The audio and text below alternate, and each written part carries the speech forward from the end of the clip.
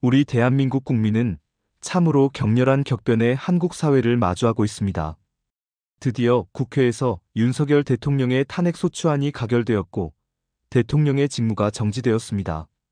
앞으로 몇 개월 내에 윤 대통령의 탄핵소추안이 헌재에서 인용되면 우리는 곧바로 조기 대선을 치러 새로운 국가 지도자를 뽑아야 합니다. 그동안 우리 국민은 실패한 대통령들을 많이 보았고 이런 시행착오를 다시 하지 않을 정도로 충분한 교훈을 얻어야 할 텐데요. 이번엔 우리가 어떤 국가 리더를 선출해야 할까요? 유럽의 정치 선진국에서 정치 지도가자 되기 위해선 청년 시절부터 도덕성, 준법성 등에서 자기 관리를 합니다. 그래서 정치 지도자로 선출될 즈음에는 도덕성, 준법성 면에서 흠결없는 사람으로 주목받아야 합니다. 좌우 어떤 이념이든 정치 철학이 있어야 함은 너무나 당연하고요. 이런 지도자, 상 전통은 아마도 수천 년 전부터 내려오는 정치 철학이 있었기 때문이 아닌가 생각해 봅니다. 철학자가 왕이 되지 않으면 혹은 왕이 철학을 배우지 않으면 국가는 결코 정의로울 수 없다.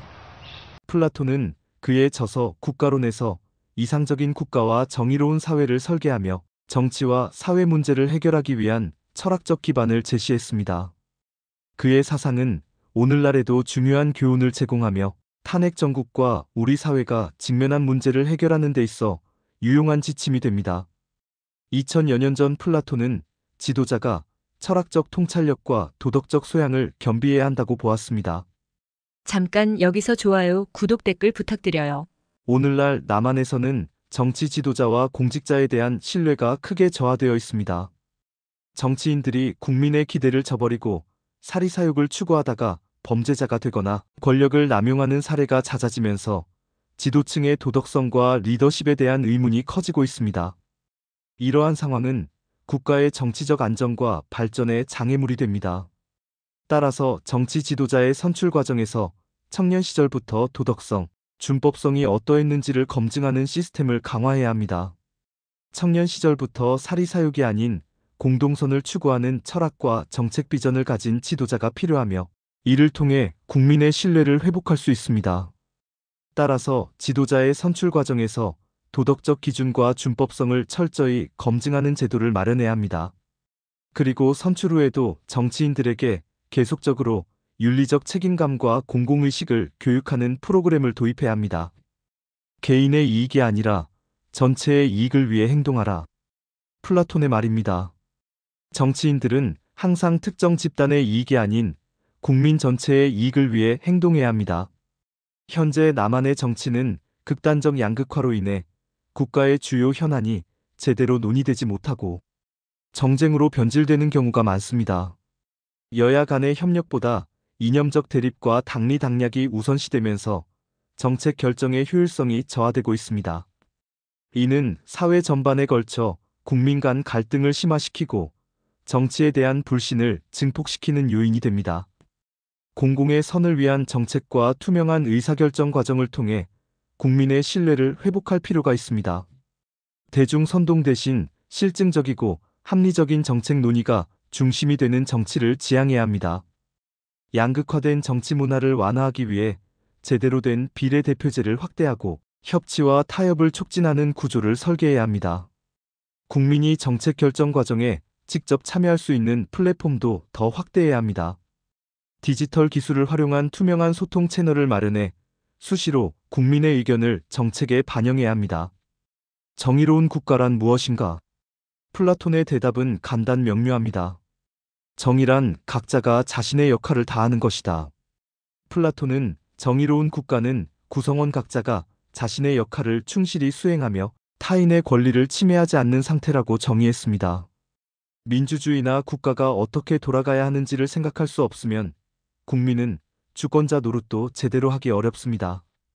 탄핵 정국에서 국정원 고위직에 있는 사람이 설령 그게 사실일지라도 그 직이 가지는 숙명이란 게 있는 것입니다. 밖으로 입을 놀려서는 안 된다는 데에 있습니다. 이런 모랄을 지키지 않으면 불분명한 정의의 이름으로 집단은 혼란해지고 망하는 길로 가까이 갈 수밖에 없습니다. 흔히 말하는 소명의식이란 이런 것입니다. 플라톤이 말한 각자 자신의 역할을 다하는 게 정의로운 국가라고 말한 의미는 바로 이런 것입니다. 나는 나의 자리에서 나의 일을 하고 너는 너의 일을 하는 거다. 알고 보면 이게 진정한 민주주의입니다. 우리 사회에서는 공정한 법 집행과 사회적 정의 실현을 통해 각자가 자신의 역할을 할 수 있도록 돕는 환경을 조성해야 합니다. 사회적 약자를 보호하고 부의 공정한 분배와 기회 평등을 보장해야 합니다. 법과 제도의 공정성을 강화하여 부패와 특권을 방지해야 합니다.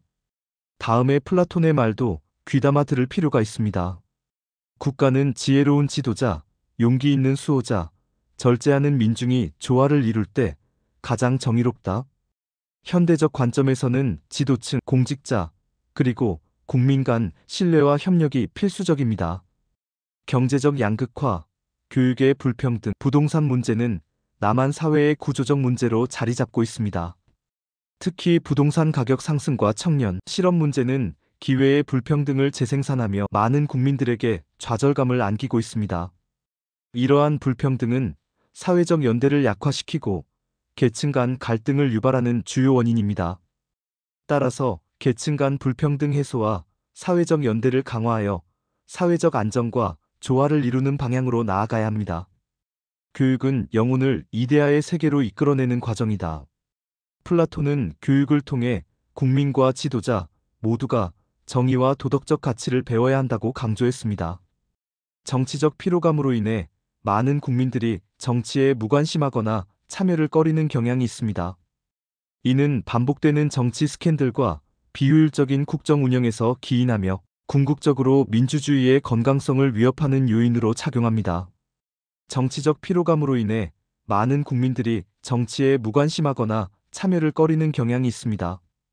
남한은 국민에게 정치적 책임감을 고취시키고 청소년들에게 비판적 사고와 사회 정의에 대한 의식을 키우는 교육을 강화해야 합니다. 시민들에게 정치와 사회적 책임에 대한 교육을 강화해야 합니다.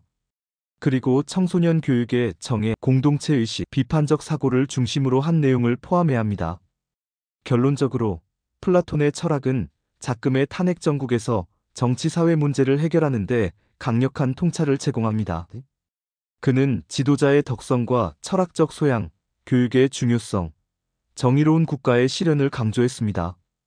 이러한 사상은 오늘날에도 여전히 유효하며 남한 사회가 이성과 정의를 바탕으로 한 사회로 나아가는 데 중요한 지침이 될 것입니다.